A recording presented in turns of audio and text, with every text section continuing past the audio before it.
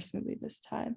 Okay. So as I was saying, I was wondering if you could tell me a little bit about how you came to be interested in theater, and how your racial identity or any other parts of your identity affected your consideration of acting. Yeah, so I didn't grow up going to theater at all. My mom's a nurse, my dad's an engineer. We didn't go to any plays. I saw a couple in high school, with like touring things that go to high schools, and um, which I didn't quite understand, like what I was kind of just forced to go and didn't really know what I was looking at. And I went to a community college. I didn't know what I wanted to do outside of Chicago, actually. I was went to the College of DuPage, and kind of searching for what I wanted to do. And a friend of mine was taking an acting class, and I was taking a bunch of different classes just to experiment with different things, and um, like architecture and math, and being a teacher and photography and a lot of different things. And I stumbled upon this acting class, and found it really interesting, because there was no easy answers, and I just was kind of intrigued by the stories, and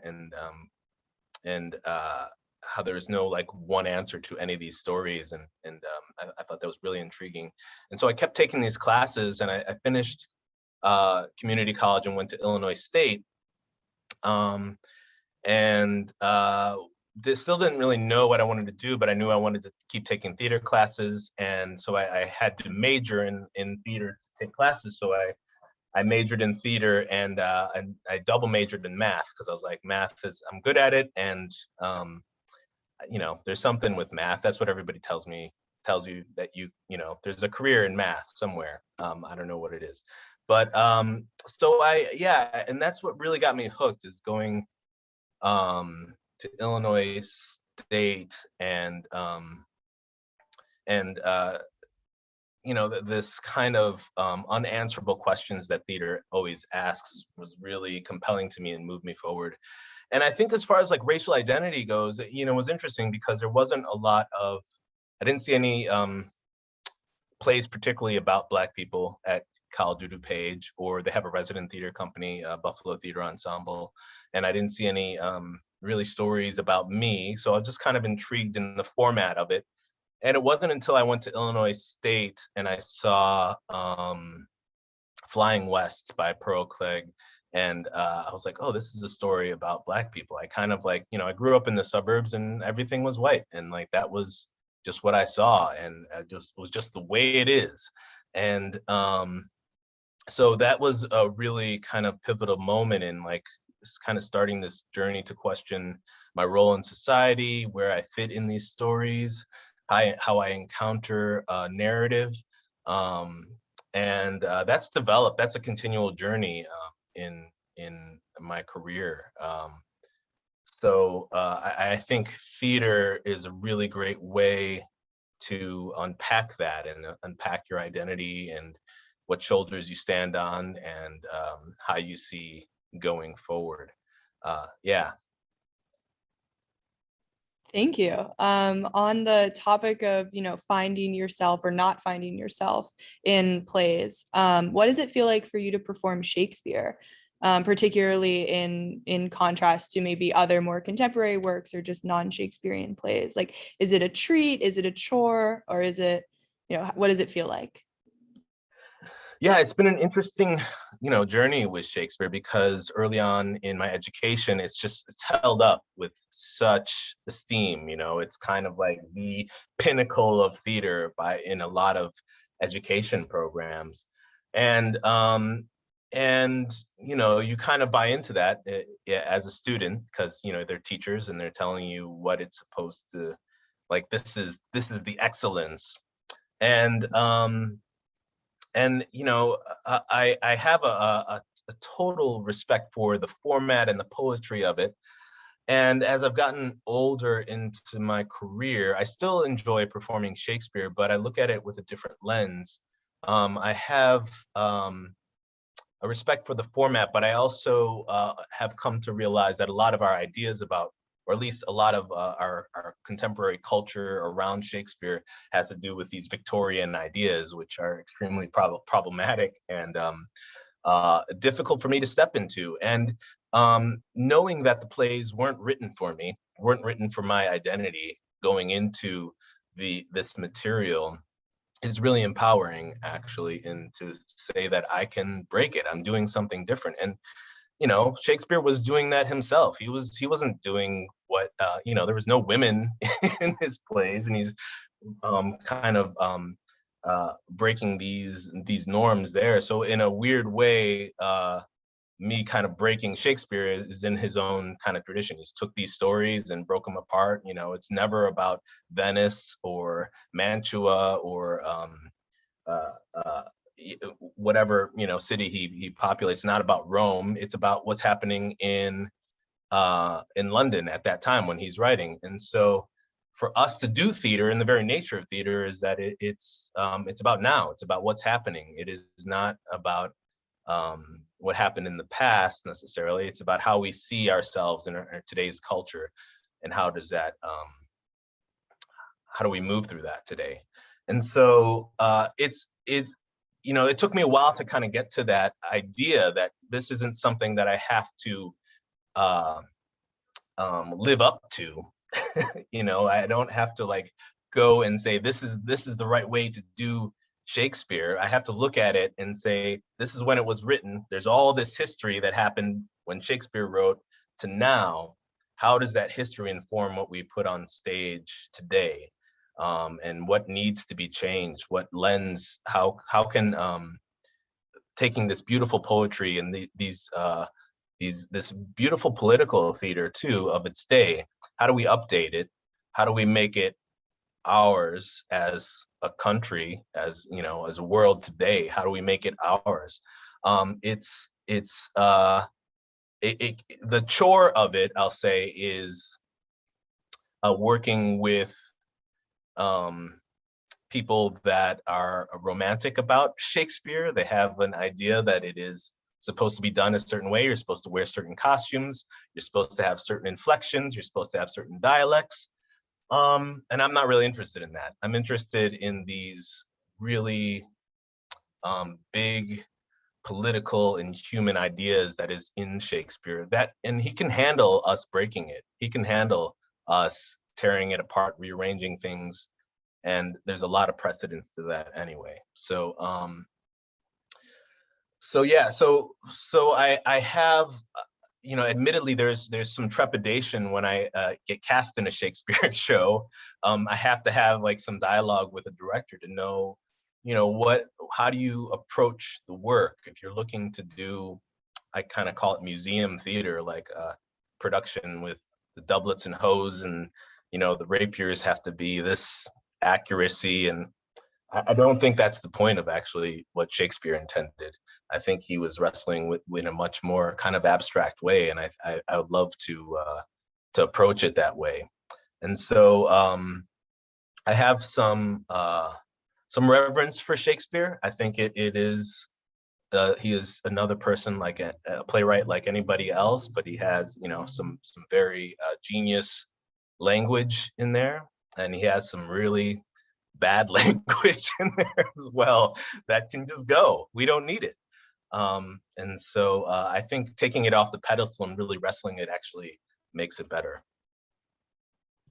I love that answer. And that's something I really enjoyed about the class that I'm taking right now. We do a lot with retellings of Shakespeare. So attempts to update Shakespeare. And one of the plays that we read, and I think I mentioned this in the questions that I sent to you, was American Moor, which was about written by someone, or an actor, I think his name is Keith Hamilton Cobb, who's played Othello numerous times. And so in his play, it's an actor contending with a white director. They're the only two characters.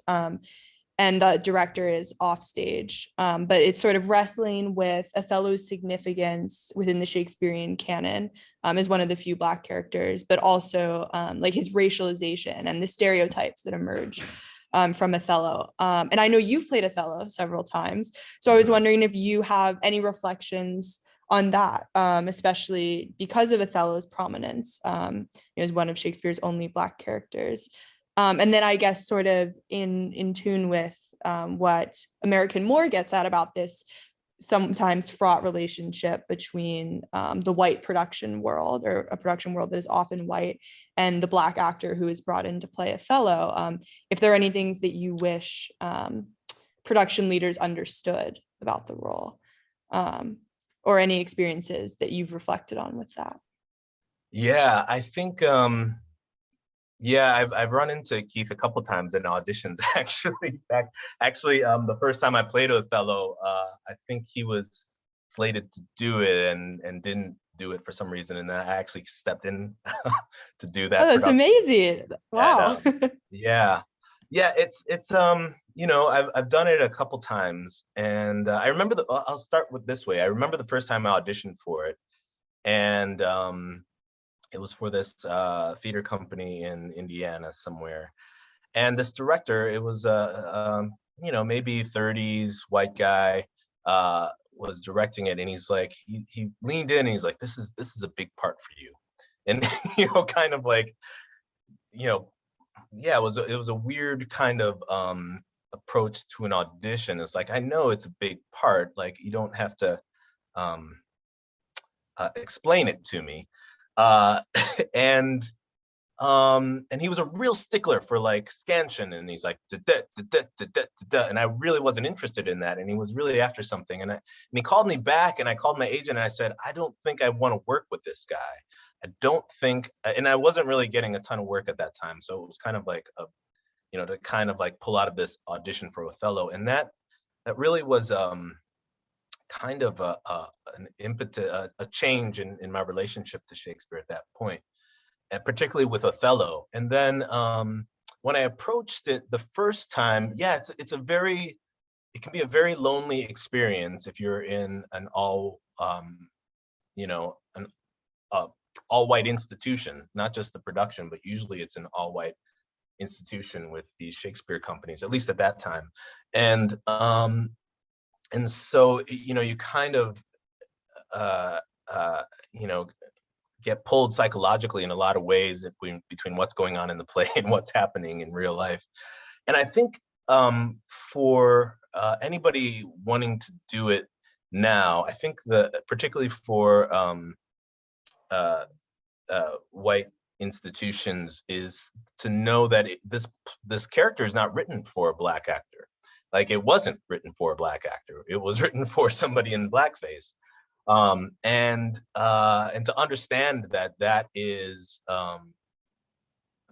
just because you put a Black body on stage doesn't mean you're telling their story. It doesn't mean you're in embracing their history or their journey. And so I think if you have the only one, character playing, the only Black actor playing Othello, which it doesn't have to be, know that is, you have to really listen to that person.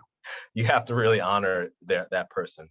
And I think most recently I was about to do a production before the pandemic hit. Actually, I was just about to open another production here in Philadelphia. And I really worked hard on it because came into it with trepidation. I was like, I'm not sure these people really get what's going on with this character. And I had to do a lot of extra work to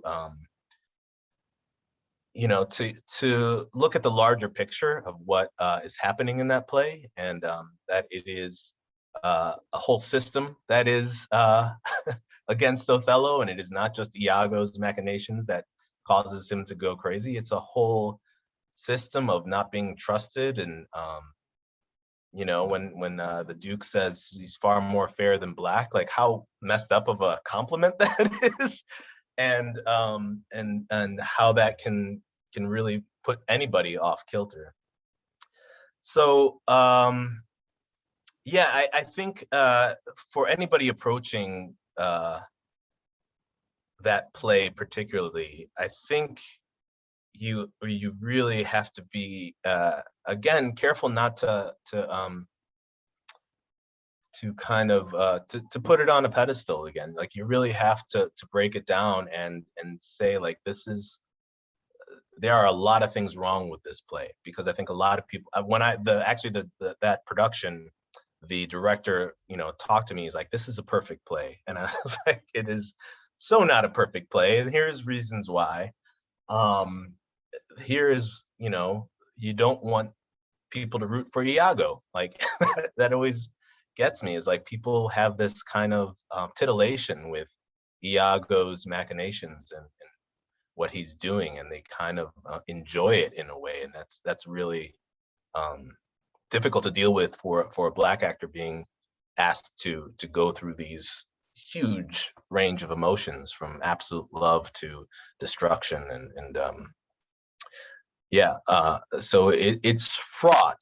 It has potential to reveal a lot of what we're dealing with today, but you have to really look at it in order to do that.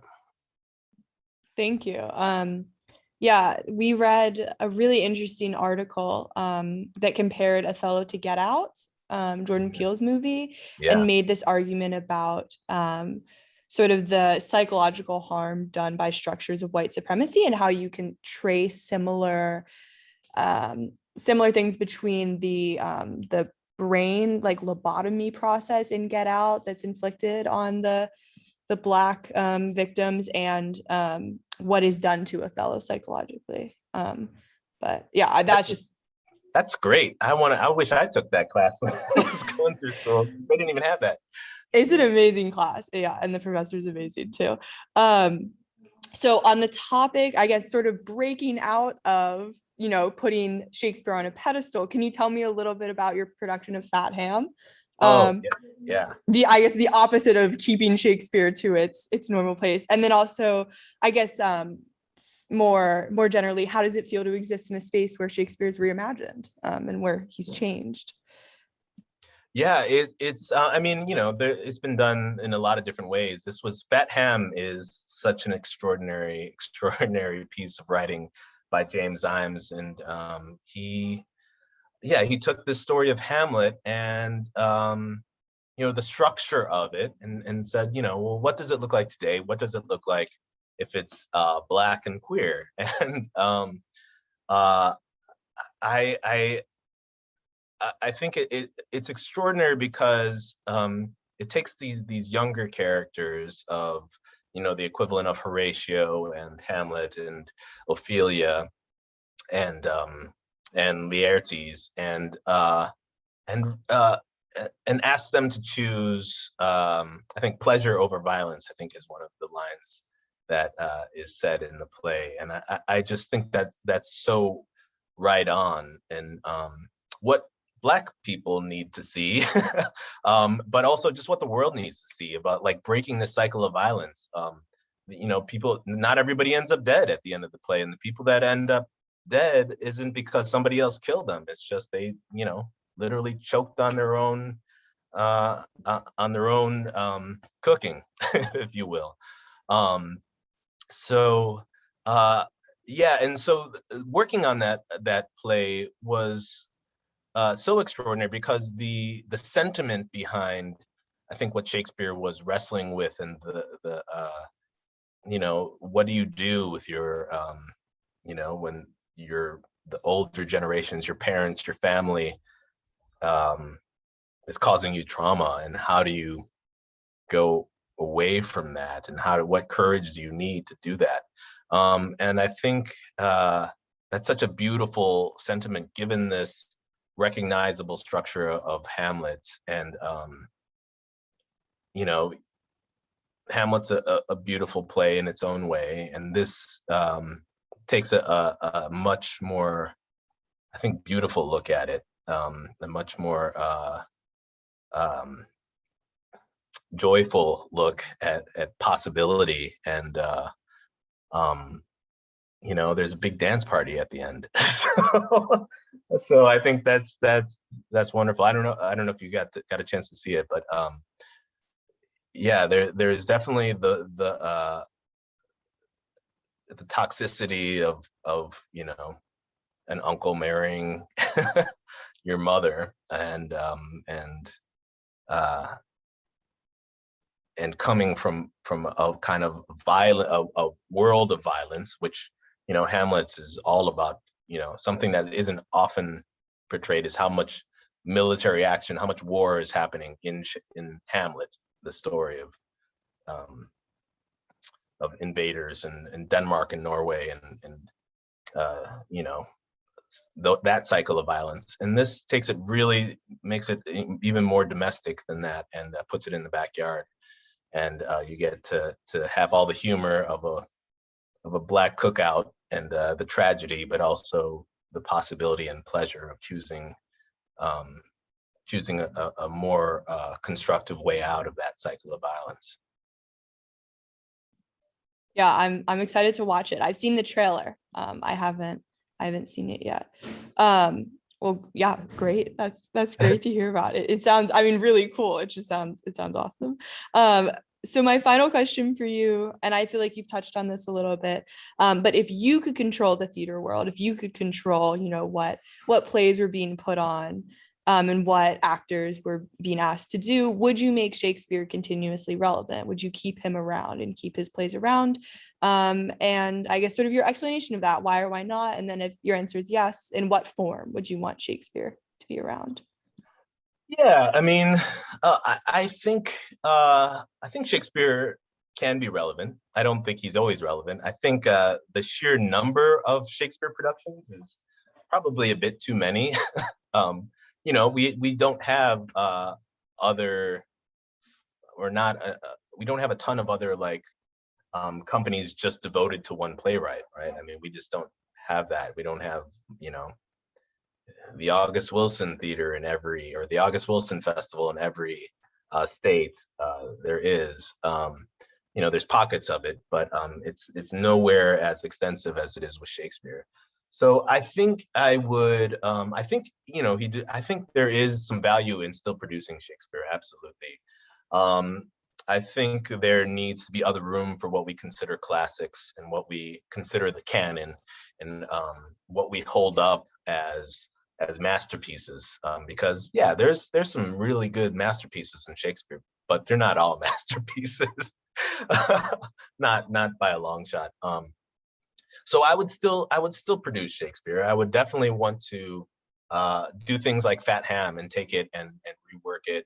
And a lot of people still continue to do that. I would love to see, you know, if all these Shakespeare companies, I'd love to see them, you know, embrace more adaptations like Fat Ham, where maybe they invite playwrights to say, we're doing, you know, what is your version of the Scottish play, or what is your version of, or even, you know, whatever classics we have now, or something new, or what is the classics from your culture, whatever that may be, and to kind of embrace that in what would be our Shakespeare theaters now. I think there are a few places doing that, like Oregon Shakespeare feels like they're really pushing the envelope with what is done with Shakespeare and what other productions they want to do in their season, which I think is really fantastic. And I think a lot of other Shakespeare theaters are doing that as well. They're, you know, starting to branch out, but it's still kind of this European canon of, you know, Jane Austen, and which is great. It's fine, but yeah, open it up to you know, the Mahabharata, or what, you know, doing some other ancient texts. Yeah, that's what that would be my dream, is to see these Shakespeare theaters embrace, kind of change into a world classic theaters, as opposed to London classic theater. Well, I would love to see that too. So hopefully you get the reins of the theater world sometime soon and can make that happen. Okay, I'm going to stop the recording.